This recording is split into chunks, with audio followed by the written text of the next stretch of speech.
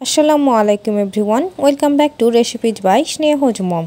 So viewers, আজ আমি আপনাদের তৈরি করে দেখাবো মাত্র 15 মিনিটে দুনিয়ার সব থেকে সহজ মিল্ক পুডিং রেসিপি। এবং এই পুডিংটা এতটাই সফট এবং ক্রিমি যে আপনার মুখে দিতেই মিলিয়ে যাবে। আর কোনো প্রকার আগার আগার বা এমনকি জেলাটিন ছাড়াই এই পুডিংটা তৈরি করে দেখিয়েছি। সো আর কথা না বাড়িয়ে চলে যাচ্ছি এবারের মেকিং প্রসেসিংয়ে। ফার্স্টে এইখানে আমি একটি বোল নিয়েছি এবং এখানে নিয়ে নিচ্ছি 2টি ডিম। এইখানে ফ্রিজের ডিম অথবা রুমের স্বাভাবিক তাপমাত্রায় থাকা ডিম যে কোনোটাই ব্যবহার করতে পারবেন। এবার এর ডিম দুইটাকে হ্যান্ড উইক্স দিয়ে ভালো মতো ফেটে নিতে হবে।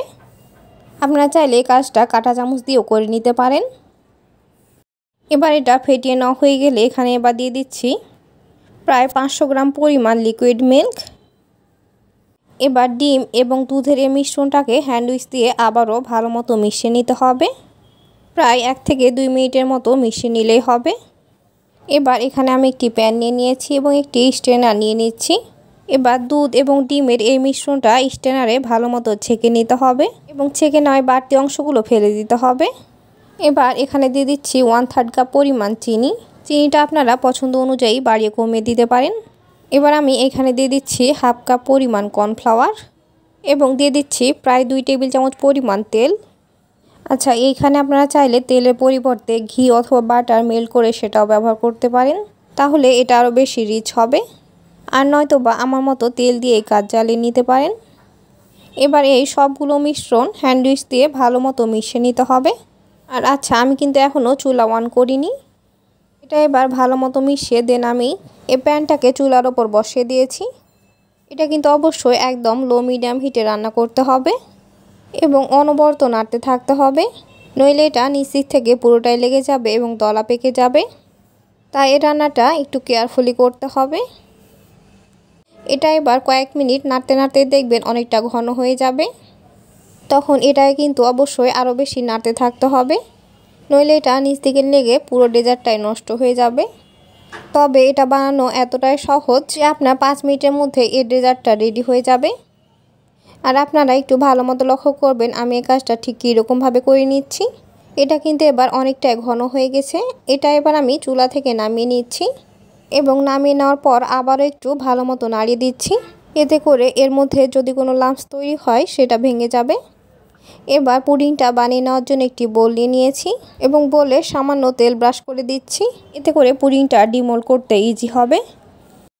এবার বানিয়ে রাখা পুডিংয়ের মিশ্রণটা পুরোটাই বোলের মধ্যে দিয়ে দিচ্ছি।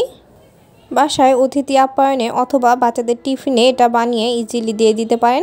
এটা বানানো যতটাই সহজ তেমনই স্বাস্থ্যকর একটি খাবার এবং এটা কিন্তু আপনার ডাইনিংয়ের সৌন্দর্য বহুগুণ বাড়িয়ে দিবে। এবার এটাকে একটি স্প্যাচুলা দিয়ে ভালো মতো সমান করে দিলাম। এটাকে এবার ফ্রিজে নর্মাল টেম্পারেচারে রেখে দিতে হবে 2 ঘন্টার জন্য। আপনারা চাইলে এটাকে ডিপে 1 ঘন্টার জন্যও রেখে দিতে পারেন। আমি এবার এটাকে ফ্রিজে 2 ঘন্টা রেখে ভালো মতো সেট করে নিয়েছি।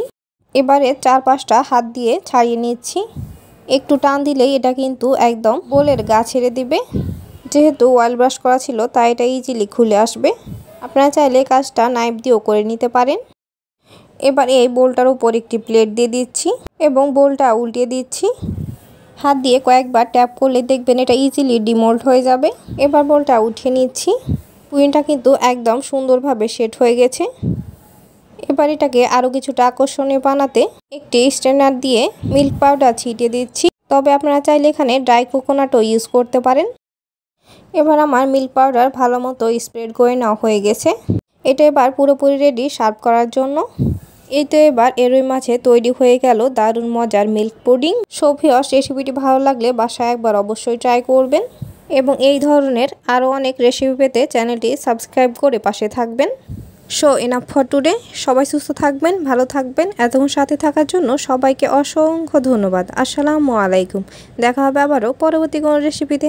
আল্লাহ হাফেজ।